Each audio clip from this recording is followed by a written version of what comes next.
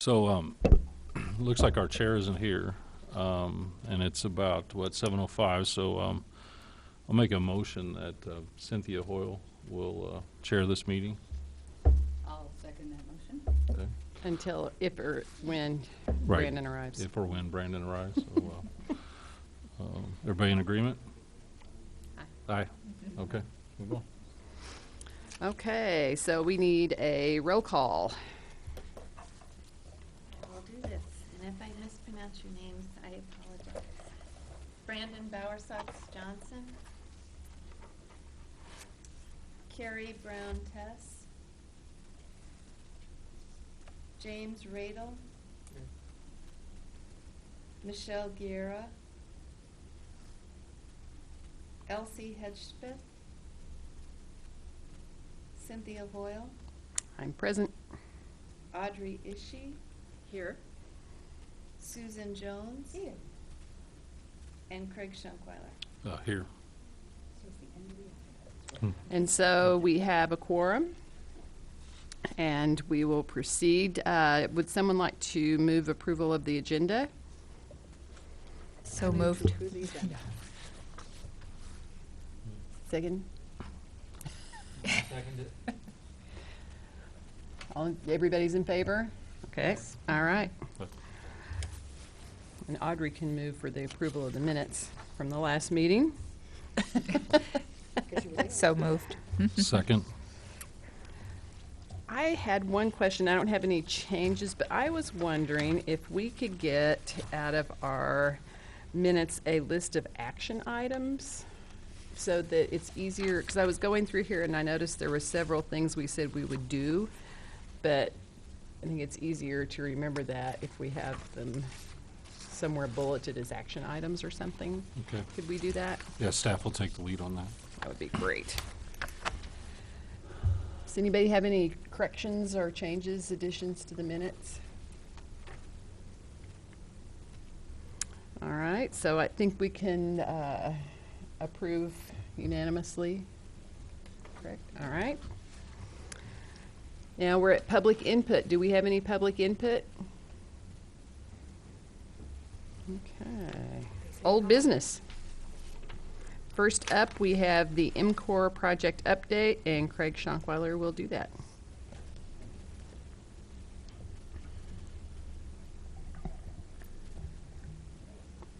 So we, I think most of you know that we've received a very large grant, federal grant to, along with local money to upgrade several projects or several streets within Champaign and Urbana.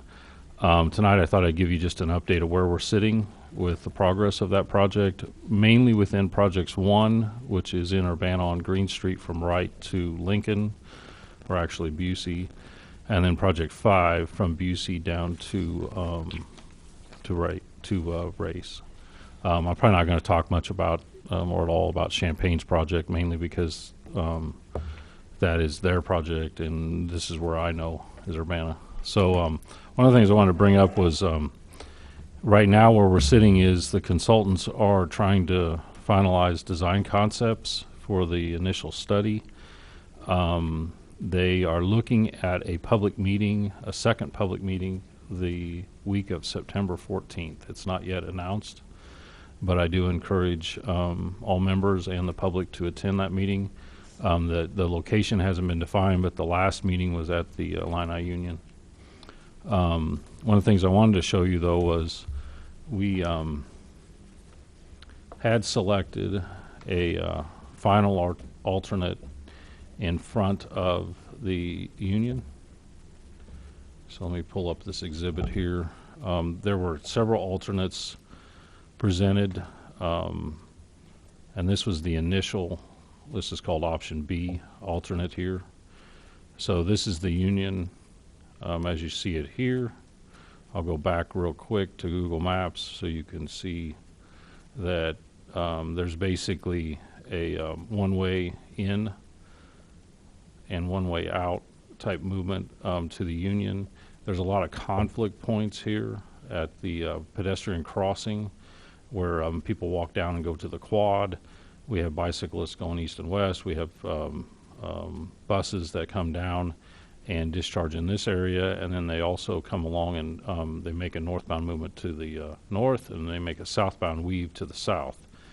So the consultants, after analyzing this and talking with the partner agencies, which include City of Champaign, MTD, City of Urbana, and the University of Illinois, came up with a concept where they would, in essence, separate out some of the bus movements to help with safer discharge of bus patrons.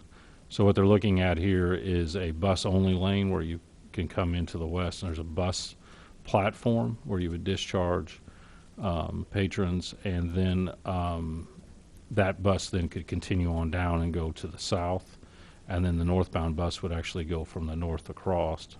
There's a better rendering here that we have here that is made by landscape architects. Let me see if I can get this open. So with this, what they're looking at is they've taken it a step further and said, well, this west entrance to the Union is a conflict point. Is there a way that that can be eliminated for the safety of basically all modes of traffic? So right now what they've done is they've just have a basically right in, right out type movement where you could come in. There could be additional parking in front of the Union now. The Union has desired additional parking. And then a one-way traffic around again and then back out, and that eliminates any of the conflict points that occur at this west, or previously known as the west entrance there. Still have the bus platform, and then you can see that there would be some landscape efforts there to help with beautification. There is talk of a fountain maybe in front of the Union. That would probably not be a part of the project. But I just wanted to show you this concept. The other and additional thing that's kind of interesting here is their sub-consultant. The main consultants are Hanson out of Peoria and Clark Dietz out of Champaign. But their sub-consultant is T.Y. Lin out of Chicago, and they are experts in bicycles, infrastructure design, and transit. And they've come up with this concept of a raised bike lane. So what they're looking at right now is doing a raised bike lane from Wright down to Lincoln. So the next thing is, what's a raised bike lane? Well, raised bike lane, let me show you a picture. This is one I pulled off of the net. This would be the concept of it. In essence, you have a vehicle lane this way, so in this case, vehicles would be coming at you. You'd have some type of curb that would roll up, and this bike lane would be actually raised up above the adjacent pavement.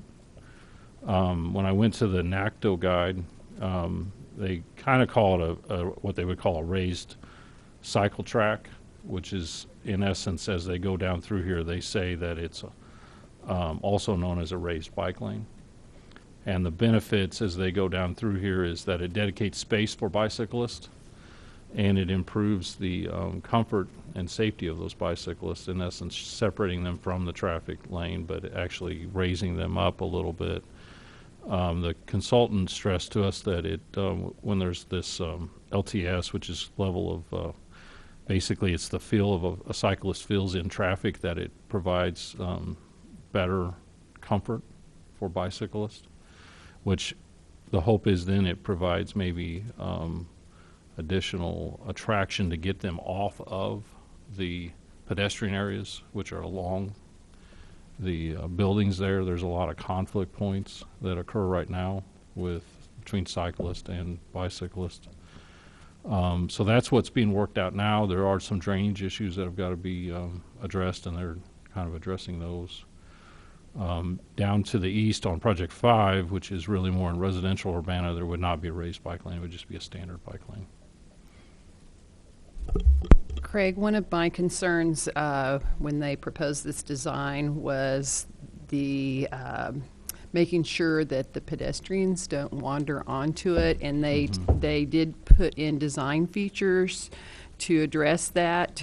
Would you share with everyone what those design features were? Well, they're still working, to be honest with you, they're still working those design features out. I would encourage you to definitely come to the September meeting and voice your concerns, but we haven't actually seen the full concept yet. We've just seen slices of the concept. Right. And, you know, our main concern right now is, you know, like in this area here, how do we plow it? And, you know, because we want to be able to get this plowed. This looks doable. The concept that we saw was a little bit more of a sharper curve. You know, that's a little bit of a concern for our maintenance people. The university has cleared those in the campus area, haven't they? The bike lanes, The Or- ones that are raised now, the ones that are off-road. are they? Mm-hmm. Well, and that's also additionally something that we're in discussion with, particularly Roland White and Stacy DiLorenzo. Maintenance agreements. Yeah. Good idea. Because really, when you get down to it in front of the union, that's actually university property. There is not a dedicated right-of-way and that dedicated city space. The city maintains basically back-to-back a curb. Anything beyond that is the university. So we got to work through a few things. So I don't know. I mean, I think this is a fairly new concept. I can't recall really any raised in this region.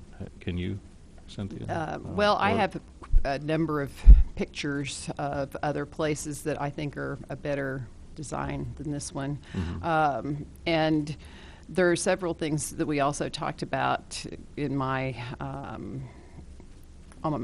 role as working with MTD at where pedestrians cross as well. And so there were discussions about how to design that. And one of the features I saw recently was that bike rumble strips approaching a pedestrian crossing with the signage. And they worked really well. I was going to ask the consultants about that. I haven't seen them used in this country, but I thought it might be interesting to at least raise it as an idea. They also discussed having the pedestrian crossing raised as a raised crosswalk so that the bicyclists both have signage and basically a speed bump to give the right-of-way to the pedestrians. The other concern I had was the intersection design, and they are still working on that, and that's something that I want to pay particular attention to because intersections are where most of the issues arise in terms of safety, so we have to make sure that that operates well, and it's such a complicated intersection. It's very difficult to balance out all of the various needs in I think basically people have to recognize that that intersection is not going to be a fast location for driving Talking through. about green and right. Yes, mainly, green and yeah, right. It's okay. very complicated. There are thousands of pedestrians, dozens of buses and bicyclists, and it's just very complicated signal timing and design. So it's not going to make everybody happy, but safety, of course, is the primary concern. Right, right. Yeah, they're still working the details out. This one here, this picture is actually, it's from Milwaukee, where they've installed it. So I figure if they can handle snow removal up there, should be able to do it down here. So I don't know if anybody had any, I just wanted to, that when I take the bus through there, the pedestrians are following some really weird traffic patterns to get from bus A to bus B or whatever, and I was just, that would be my concern. you mean with this type of situation here? Yeah. Right. It's a complex location with, I mean, the pedestrian traffic is really high, really high. You know, when I, Not, and kind of not really unpredictable, but abnormal. Right. To get from the 9B to the green and Right. get from, it's a. right.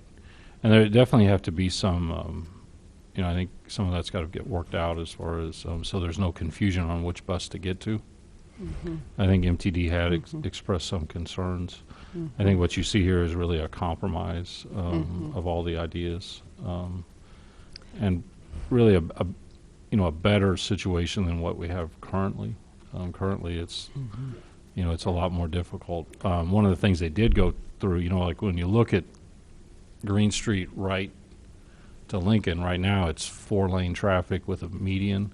So they're going to switch that to 3 lanes, basically, and eliminate that median, but it'll narrow up everything quite a bit. And then, of course, we'd have the bike lanes, the raised bike lanes on the edge of that. Sue, one of the things in addressing this, well, first of all, it does eliminate the multi-lane crash threat, which is really fairly frightening over there right now. We've been lucky that it hasn't been too big of a problem.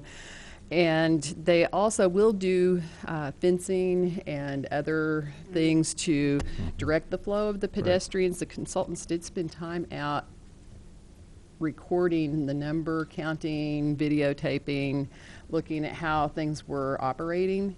And so, given their experience in Chicago, they have dealt with large numbers of pedestrians, perhaps not quite the same age spread. But I think that this will be an improvement over the current design. And tentative schedule right now is to let this project, in essence, go out to bid in June of 2016. So it's moving along. Mm-hmm. They'll be looking at, after the public meeting, they'll be looking at seeking design approval, and then the plan approval is coming right behind that, so things are moving fairly quick here. And they still have a lot of other clearances they have to get through, like environmental clearances, and then there's some property slivers and things like that that have to be acquired. Anybody else have any questions about this project? Okay. I think probably when they get ready for the open house, I hope they'll have some simulations they did at the last one of expected flow. And I think that would be really helpful for us to see how they're anticipating the pedestrian, bus, bike, vehicle flow to interact. And they did do that last time. I thought that was helpful. I don't know if anybody else made it to the open house, but I thought that that was helpful for understanding how things are working. Okay. Okay. Up next is an update on sidewalk snow removal. Well, I wish I had more than what I have right now, and that is basically I'm understanding that the Mayor's Neighborhood Task Force has not met. I think just speaking as staff here, I think one of the things that maybe we need to think about as a commission is whether or not, we want to define a little bit more what we're asking, maybe either from the city or council or, I think you and Cynthia and Brandon did a really good job with their presentation back in March, but we've learned there really hasn't been any other further movement on that since that time. I know I reviewed the video here today of that council meeting, and I think there was some, the mayor talked maybe a little bit about expanding the current locations that are being plowed. I think, just being candid here, I think the difficulty on my end is understanding a little bit how the volunteer program works with respect to what we need from city staff. And, talking about it with my public works director, a lot of staff focus right now is on city council goals. This isn't a city council goal item, so it's not really a high priority item at this point. So I think, we just have to champion this as a commission if we feel that this is what needs to be done, and maybe more so explain or define what we think we would like to accomplish. Well, I think the motion that we made was to explore options for how to design a program. And I noticed in the meetings that Brandon said that he was hoping to schedule a meeting with the mayor. I don't know whether that happened or not. That was why I was thinking it'd be helpful if we had that pulled out. It reminds us, we said we were going to do A, B, and C, because I forget often what I... Don't think of snow in July. Right. And so it could be arranged any number of ways. It could be a public-private partnership. We could talk with clubs here in town. And I think probably what we want to do is prioritize particular routes. For example, major bus routes, safe routes to school, those things, and publicize it to the community. Maybe have a one or two clubs lined up that have already volunteered so you can talk about how it works. And my thoughts for how we would do it here were that staff would primarily be in the position of identifying who's doing which part so you don't have duplication of effort, and that when people ask to volunteer either by email or phone, you can offer sections of sidewalk, certain blocks for them to do. And if we had the ability to have enough staff support or volunteer support to also do the awards program and award a snow angel every month or whatever, and make a publicity piece out of that creates a culture in the community of everybody volunteering and clearing sidewalks, even if it's not yours. So those were the thoughts that I had. There were quite a number of models, and I hated to presume to suggest which one I thought was best. I thought it might be nice to have a conversation about that, but if the other commission members are interested in talking about ideas for what we would want to prioritize, I think that that's certainly appropriate. I think it would be a good idea, if, particularly if our chair was here, Brandon. I think that that could help a lot. So, I don't know. Maybe it's possible we just table this till the next meeting and discuss it a little bit further. I think from staff's perspective, my suggestion to you would be to, if we can maybe instead of biting off the whole city, we begin nibbling at it and then go to somebody like Bill Gray and Libby Tyler and discuss with them because they're the Public Works Director and Community Development Director, and they may have further insight into this. And then in turn, we could maybe, elicit some input from a few council members too, because really council has to get on board with this too. So there really needs to be some help, there, so it can gain some traction too. Well, I would like to propose that we have a working group meeting between now and the next one so that whoever is interested in volunteering to work on this, I know Brandon is, and we could perhaps meet and talk about the options and our priorities and ideas. What do you all think? I think that seems reasonable. Yeah, Right. Right. Yeah, we should probably send out an email to everyone. Yeah, an email to solicit. Okay. And invite everybody, maybe try and set a day and a time. We probably need to try and do an evening because people have jobs. Not everybody has a job that gives them time to go do all this kind of stuff during the day, so we might need to do an evening meeting, just meet somewhere and talk about ideas. I mean, I could put together some more information. Maybe Brandon and I could brainstorm. And I would really like to reach out to some other organizations, look at what the organizations in other communities that did it. My memory is that there were some churches in some places that were very involved. I wondered about groups like Rotary, if they wanted, this is a kind of service project they would want to do with Boy Scouts, Girl Scouts. Are there groups like that in town that would, are there college students? Are the major operators of our walking school bus. So would they be willing to do that? And you wouldn't think that they would be the ideal group to get up early in the morning and walk with a lot of little kids to school, but it turns out that it has worked really well that way. Okay. So we might have options for some groups, and maybe when we discuss it, when we bring it to city council or whoever, we could say, and we've talked to these groups that have an interest in participating. Okay. Good. Great.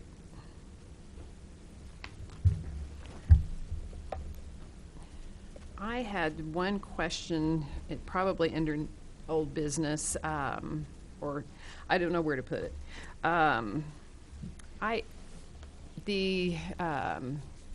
pedestrian buttons downtown. I find them extremely frustrating, and I know other pedestrians do as well. We used to have automatic signal timing. You didn't have what some people refer to as beg buttons for the pedestrians. And the signal timing is such, it so prioritizes the vehicles that you're standing there as a pedestrian on the corner in the broiling sun or the -10 wind chill, and there's no traffic coming, and yet you don't have a signal to cross. And so I wondered if you could help us understand the signal timing. Can we prioritize pedestrians more? And the other thing I noted is that when it does come on, we don't have a pedestrian lead time with the timing on it. So there were several things I had questions about there, and I note that people out of frustration often end up crossing without the signal because they wait and it doesn't happen, and there are no cars. So, yeah. Well, why don't you send me an email and I'll look into it. And I know what I've seen it myself. I think a lot of our concerns with the movement of traffic was that with the reduction in lanes, that with the simulations, that there could be backups that could go from one block to the next. So that's some of the reason for the clearing of the vehicles, particularly in front of the Cinema Gallery. We were concerned with cars backing up through that crosswalk and providing it an unsafe area to cross. Have you seen that happen? That's why the signal timing, I think, is set the way it is. Because I haven't seen it happen. Well, and that's means that it's functioning right. So it's working. But there's a trade-off in here with, and you're right, the prior setup, there was no call buttons. Now there are, but let me send me an email with your particular, and I'll do some investigation and a report back next meeting then. Thanks. Okay, so now we're on to new business, and we have Mike Brunt and Kevin Garcia, and they're going to talk about bike parking. We're going to show you today a couple of things. One is where we are from the last time we met, last spring. So I have provided some shots of all our new racks in the downtown area. Not that I expect you to see the detail in this map, because Kevin has a much better interactive map that we're going to present today too. But this is what we talked about last year, is what I was using to designate all our existing racks in the downtown area. And you guys, as well as others, brought some ideas on where we would like to target new bicycle racks. So we took that information and we started to incorporate new racks in some of these areas. From May last year to present, we've installed 53 new bicycle racks. They've been the inverted U rack and the new varsity rack that could accommodate, and 2 specialty racks. Those purchased by Champagne Cycle. They came to us and said, hey, we'd really like to do something different out in front of the store. So they paid the difference of these 2 racks, and they've been a big hit. We also have 5 other racks, U racks, along this particular block that we installed. Another area that in fact, this is our prime use for bicycle parking, is the northwest quadrant of Race and Main. It's just a hub of bicycle riders, and so we can't seem to get enough racks over there. We have installed 7 new racks in this area. These 2 pictures show the 7, 2 closer to the guitar shop, and then 5 down the block a ways, a group of 3 and a group of 2. We still have people parking and locking their bicycles on trees. Around the corner, we already had, I think it was 4 or 5 U racks down the street or north up on the street on Race Street, but it seems to be too far away for people to utilize those, or the ones across Race Street on Main. So that's a high use area. The parking deck, we got a request to put more bicycles in covered parking. So we had, I believe, 11 racks already in the deck, 5 on the north and 6 on the south side. So we've installed 3 more on the east side now, 3 on the east, just behind the bus stop, and then 7 more on the south side. So we have a total of, what did we say that count was? That would be 21 racks inside the parking deck. And they're getting used, as well they should. That's weather protected parking. With the Boneyard project coming up, we at early spring of, or was it the summer of last year, we installed 10 bike racks along the school district. There was a lot of space there. The school district actually requested bike racks as well. So we inundated the area with bicycle racks. We haven't seen them all being used, but we'll see. With the events that we have in the Boneyard, we're hopeful that these would be positioned well for use with festivals down in the Boneyard. Of course, our new bike shelter in Lincoln Square, that was, we partnered with Common Ground, who purchased the shelter. City installed it. It's very popular. It utilizes our new varsity rack. The varsity rack has a QR code that's pretty neat. It goes through a little simple instruction on how to use the rack, the suggested or recommended locks to use. It also talks about choosing the right location to park your bike, so I really like that about it. And it shows where not to park your bicycle, such as on trees or fire hydrants, things like that. And it talks about being courteous, and it mentions 3 things, such as no bike blocking racks, no bike trapping, and then not locking your bicycle to another bicycle. So interesting information and useful. Our varsity racks, the next set that we installed is on North Broadway, which was an area that BPAC wanted us to target.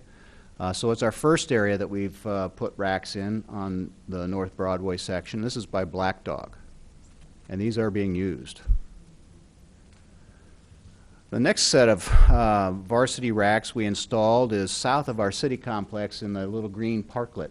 The staff calls it the Engineering Annex Park. It's where our Engineering Annex building used to be. Only the veterans know that, but it's a green space south of the city complex here. And the idea here was we wanted more racks for the city complex, but we're also hoping that this is used for overflow for the market. We haven't seen a lot of use of these racks. We are talking about maybe putting a sign out by the street with an arrow. We're working on coming up with a universal bike parking symbol. There's a number to choose from, and maybe we'll try that. But I think time will get people used to seeing these here and hopefully using them. We installed 2 bicycle racks over at the Weiner Company area. We've worked with Weiner Company with putting park benches out in their space, and it's a unique area by Lincoln Square that is kind of a public space. So they allow us to utilize that area for benches and bike racks. We put 2 just recently at Urbana Public Works. We had an old wave rack, so we're starting to trade some of those out. This is the Boneyard project. This is on the northwest corner of the Boneyard project. And this is a designated area that I'm showing you that we have set aside for bike racks. It'll especially be useful, we think, if the building to the south of it is purchased and utilized by a commercial entity. So this is on the proposed list at some point to put racks here. The other area that we think would be useful, it wasn't designed for this purpose, but it's kind of a dead space, and this is on Griggs Street on the south side of the Boneyard Park. And it's got a knee-high sized wall that would, that space accommodates these types of varsity racks. And I can't remember, I don't think I measured out the space, but I think there's room for at least 5 or 6 of the varsity racks along here. Now, people would have to pick their bicycle up off the street, but this is not a sidewalk with the curb line and everything, so it's a space we may be able to use for bicycles if it looks like we need more bicycle parking down at the boneyard. So these were just set there to show how they'd be placed. There isn't any there right now. The fun thing that we're looking at, we've been talking about it for a while, is a bike corral or a cycle stall. We like this idea, and we really, really would like to get one downtown. We're working on that. A few examples here. This is a city that has a cycle stall. I know Normal has one in its downtown area that's used. Some other examples of the different styles that they have. They get a little artsy. This one's shaped like a car, I guess. And they come in different kinds of coatings. This one's stainless steel. They come in galvanized, and they come in different colors. The area that we're studying is smack dab in the center of the downtown area, just west of Crane Alley. So it'd be on the opposite side of Crane Alley as the Curbana. And maybe it's a little better picture. It would take up one space. The thing that we're studying right now, there's a barbecue business in there that wants sidewalk cafe. And so that doesn't really work with the bike corral, at least if it's placed in the standard method of putting the barrier on the street side. However, we have an opportunity here because of the bike path that's along the street to maybe flip that around and put the barrier wall over by the cafe side, so it would separate the bicycles and the cafe and have people enter the rack from the bike path. We need to study that a little more, but it seems to make sense. Of course, the whole idea with the corral is it keeps people from walking out into traffic. Well, we have a buffer area here that's the actual bike path. The question is, will it cause problems with cycle traffic? And so we need to study that. But that is an area that we're looking at. So those are our new areas, and I'll turn it over to Kevin here to show you what he's come up with. It's pretty neat. Yeah, so there's a project that I sort of conceptualized, I don't know, probably 8 months ago or something. I've been here for a while now. For those of you who don't know me, I'm a planner with the city here. My name's Kevin. But so Mike showed you, here I can go back and show that map that he's been working with for the, for all of the racks in the downtown.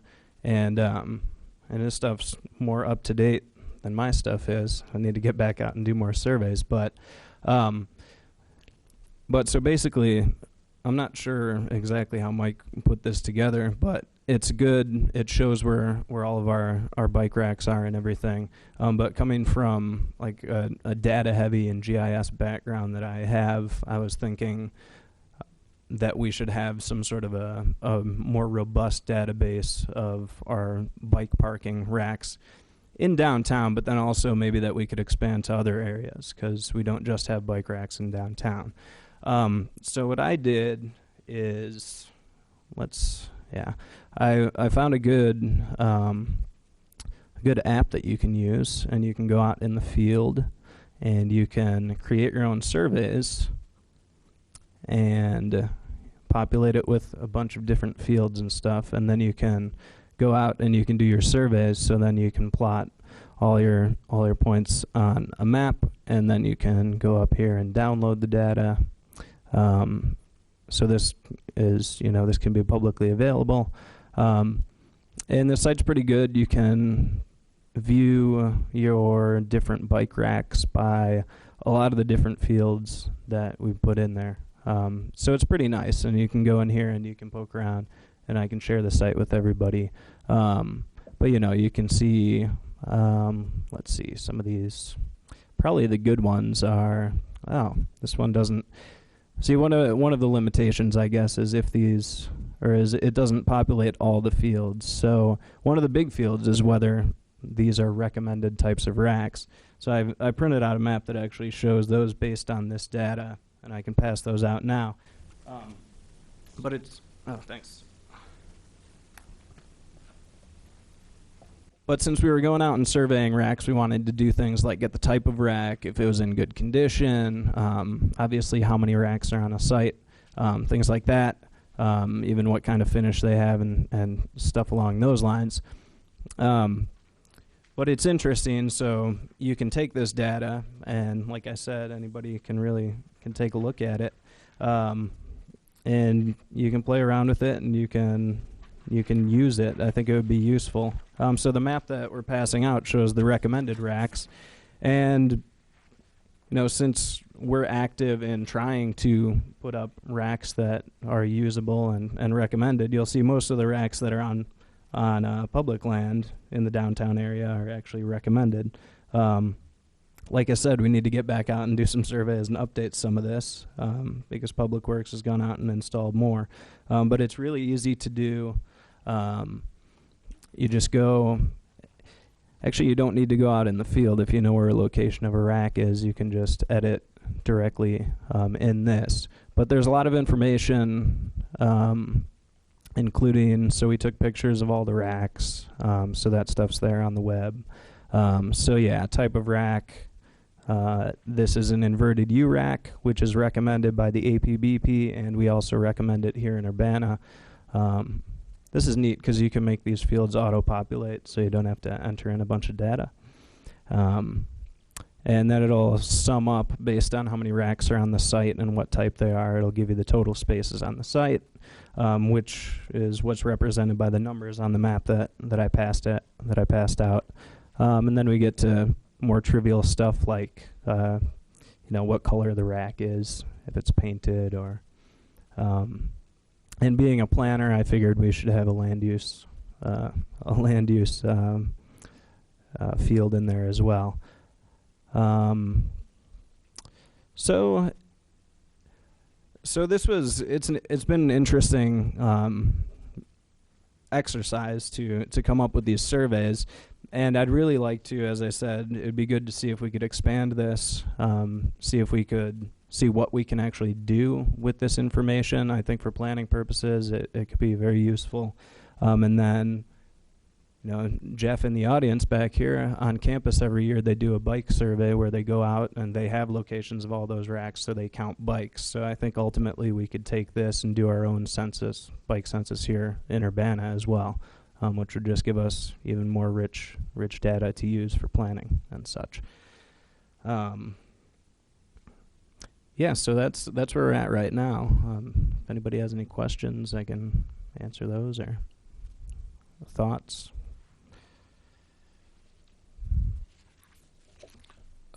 Kevin, would you be able to link this or post this to the city website, a link? That was my question. Yeah, I'm sure we could probably put a link to it on our website, and then people could just go and pull the data. So. And maybe the Urbana Business Association, get them to post it on their website as well for people who are coming downtown. James, did you have a... So I think this is really great. I've noticed the improvements, and they're much needed. A couple things. You're talking about the area on Race Street where we've got a lot of bike parking. Having the bike parking far away, we want to incentivize people to ride their bike. We need to put it as close as possible. Riding through downtown Urbana at night pretty regularly, I watch people who want to get takeout in their car, so they'll park in the middle of a bike lane or the street, order takeout, sit there, and then wait for it to be made. And that's kind of a extreme example, but that happens a lot. People are not willing to walk very far. And again, if we want to incentivize cycling, we're going to need to look for this stuff. And I really like the idea of the bike corrals. And I think if that works, that could really help. particularly with the same concept of the curbanas, where in the summer when it's nice and people want to get out, you can put those out there, but when people aren't out as much, you can pack them away. And I think that's a really great idea. Yeah, and I think that's a great point about, putting bike parking as close as possible to the destination. And that's something that we discussed, especially when we were looking at spots for bike corrals. There were a couple spots, like in front of Pizza M would be great, but it would take up the last parking spot that's on that part of the street. So there's got to be a little, there's a little compromise. So yeah, it's a good thing to think about, and it's definitely something I think we want to prioritize going forward, is putting bike racks as close, if not closer, than the nearest parking spaces. And are there any plans to add more of the covered parking in the mall parking lot in front of the co-op, the food co-op?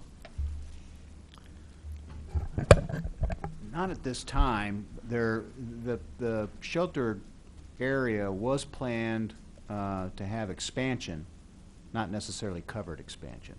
Okay. Because that's something I've noticed, is that fills up very quick.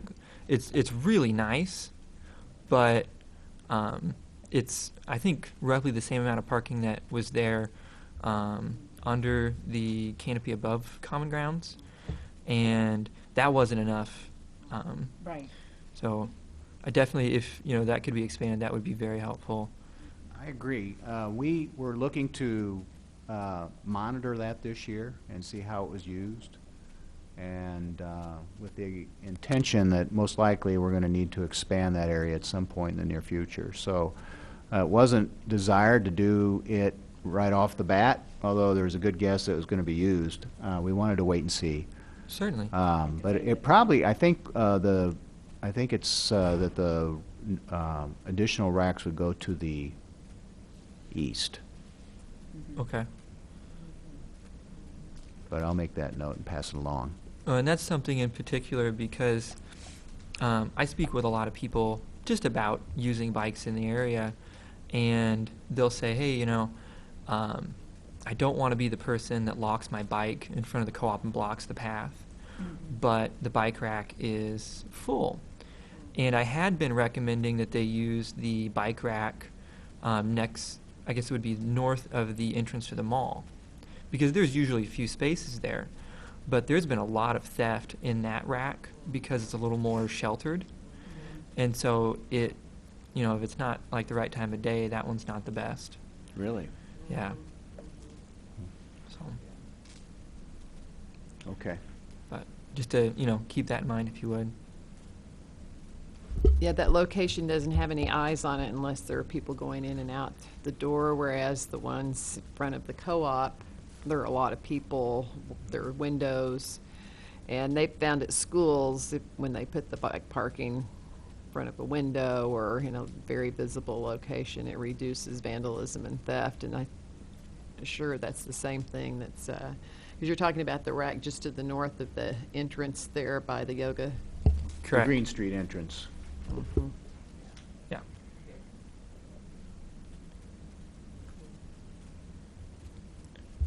So, Mike, if with the bike corral, so what's the next steps on that then?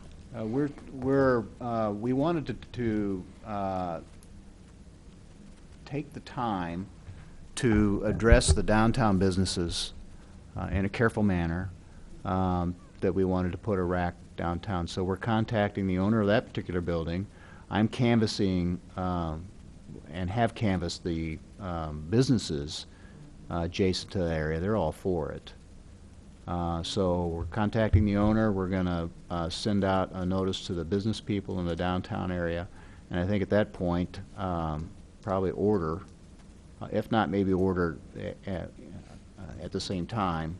But most likely at this late stage in the game this summer, this will probably go out next spring, is my guess.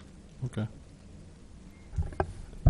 I'll give a slight update to that even. So our economic development director told me that he spoke to the building owner, that that owns the building that Lacey's barbecue place is in, and he seemed like he was for it. He said as long as my tenants are for it. That's just anecdotal hearsay or something, but it sounds like it would be a good thing as long as the owners are for it. And did you say you spoke with the Yeah, I owners? spoke with Yeah. the 3 businesses. So. Okay. And then, The only issue that came up was the restaurant owner and the sidewalk cafe. And he said as long as it doesn't conflict with what I want to do with the sidewalk cafe, he wouldn't have a problem with it. can you talk about funding for it? Funding. We have a certain amount of money set aside for what we call appurtenances in the downtown area. It's trash cans, benches, recycle cans, and bike racks, and probably a few other things I'm forgetting. But that's where the funds will come from for the corral. We looked at this, I think it was a year and a half ago, and these things skyrocketed in price. And I think it's because the communities are really jumping on them. So we backed off. They've reduced their price by half.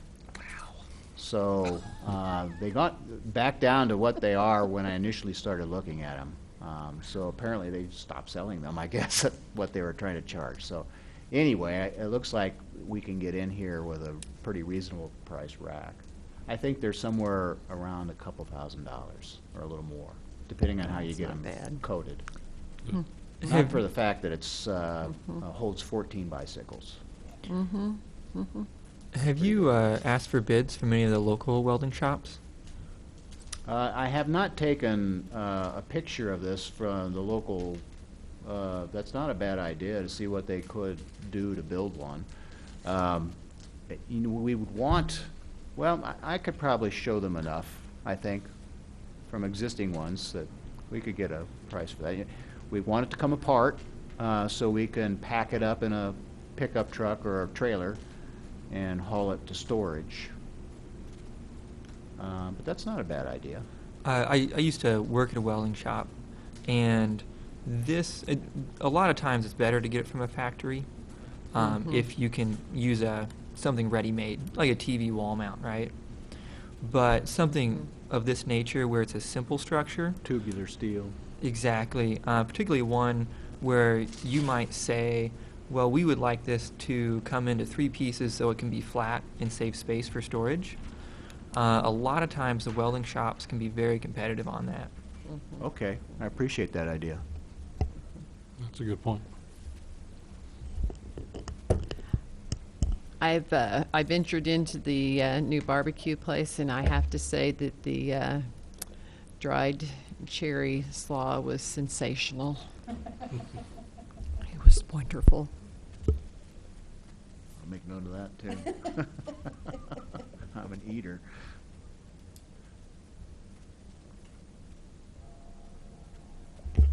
Any other thoughts on bike parking?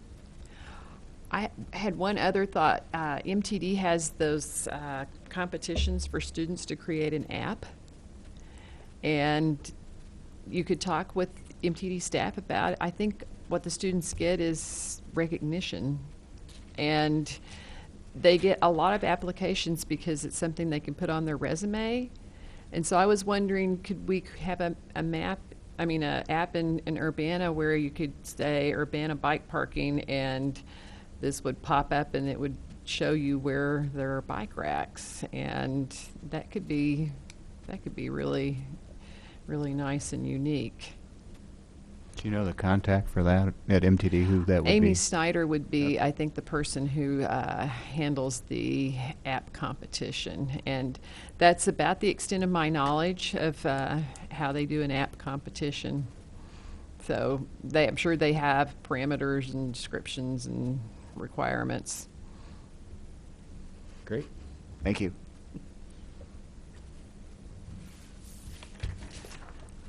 Well, thanks a lot. That was exciting. A lot of progress on bike parking. So thank you for sharing that and all the work that you've done. Announcements. I have some dates to share, but does anybody else have any they want to share first? Okay, coming up on September 9th, we will have Light the Night on campus. It was the 10th, but apparently Safety Day has been moved to the 9th, and we usually coordinate it with the Campus Safety Day. So it'll be a Wednesday instead of a Thursday, which is not as preferred, but, there we are. And the bike project, along with the two cities, University and MTD, are all working on that. Walk and Roll to School Day will be October 7th, and that's a big event, and Urbana always supports that. And then we have the Illinois Bike Summit, October 28th, and that is it's a big bike summit on the grand scale of bike summits around the country. It's considered a larger one, so we've made the map in a very short time period with our bike summit. Does anybody else have any other announcements? Along with the bike summit, the next day there's NACTO training, That's right. which is a new guide that I'll be attending that, and some of my staff members, some of my group will be going too. So we can get the engineers up to speed with, the new guidelines. Mm-hmm. And I'm looking to go to the bike summit too, and some of my staff too. So. Cool. Oh, that's it. That's all I Lots have. of exciting stuff going on. So anything else? Nope. We didn't have another spot for public input, but I'll ask if there is any public input. Okay, and then we've got, hopefully next time we'll have the, Yeah, I want to say something. did you want to share something, Jeff? Unofficially, the Peekapoo Rail Trail, folks had some good news. Would you come up to the mic so that it'll be, because they record this and then they replay it. Sorry.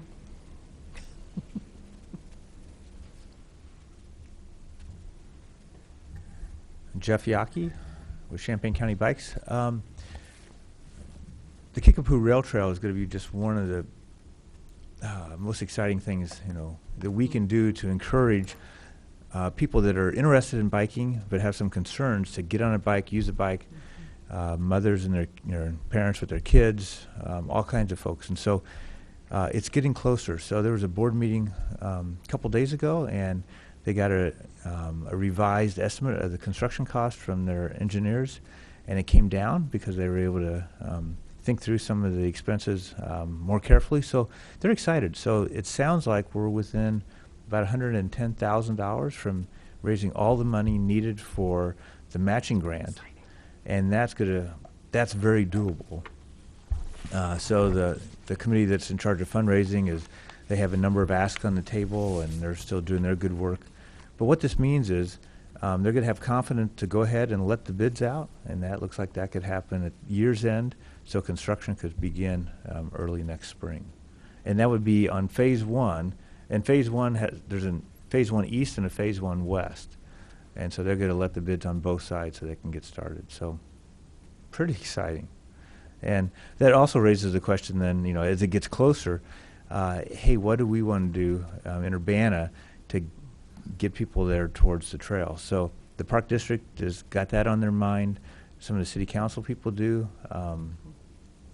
Charlie, but Bill and also Roberts, Councilman Roberts has talked to me about that. So what does it mean to bring the trail back into Champaign, into Urbana, and then even onto Champaign? So that's going to be coming in the future. But anyway, good news on the trail, and everybody's pretty excited. Thanks for sharing that, and thank you to Champaign County Bikes for the significant fundraising that you have done on behalf of the trail. It's been widely appreciated. I think along those same lines, I will mention that the Park District hosted a little bike ride for some folks they invited to do a circuit of the park facilities in the community. Jeff was along on that ride, as well as myself, that they would like to, at some point in the future, have a identified pathway from one park to the next for people to bicycle. So we've got a really good partner with our park district in their interest in providing those connections for the community to get to parks without having to drive. And one of the things that that we say in the firm that I work with nationally is that every home should be a trailhead, that you should be able to leave your house and bicycle to places that you want to be. So I think that's a nice vision for Urbana, that we want every home to be a trailhead in Urbana. So we will have the bicycle master plan update next time. Well, things have been stalled a little bit. I'll share the good news with you. The good news is the initial draft was reviewed by city staff. The comments were received back to Regional Plan Commission, who is our consultant preparing the bicycle master plan. They were in the process of addressing those. Then there is the state budget issue, and some of their staff, the key players on the staff, were furloughed for a while. They just came back to work Monday, and now they've been resuming. So the plan right now, it's they've still got to address those comments, get that document refreshed, go to the steering committee for comment, and then it would come to the Bicycle Pedestrian Advisory Commission and the Plan Commission for comment. We may have a joint meeting and maybe multiple meetings to address that. I would anticipate September at the earliest for that. Okay. Okay. All right. If there's no further business, then I will move for adjournment. Do we have to get a second and vote? You should probably get a second. I don't have to record who it is. All right. Is everyone in favor?